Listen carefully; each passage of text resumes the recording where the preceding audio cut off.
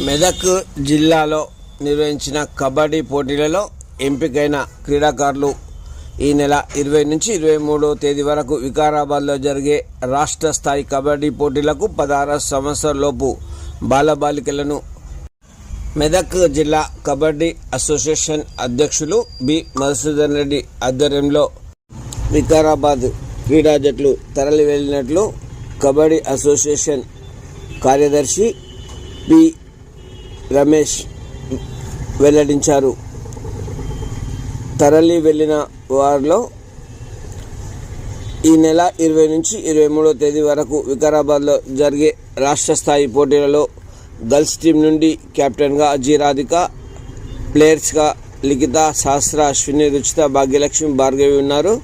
అదేవిధంగా బాయ్స్ నుండి నరేందర్ కెప్టెన్గా, టీం ప్లేయర్స్గా ప్రకాష్, లోకేష్, సాయి, నిహాల్, శివకుమార్, నిఖిల్, దిలీప్ సింగ్, రాకేష్, శంకర్, చరణ్, హర్ష, అఖిలేష్లను వెళ్ళినట్లు ఆయన తెలిపారు.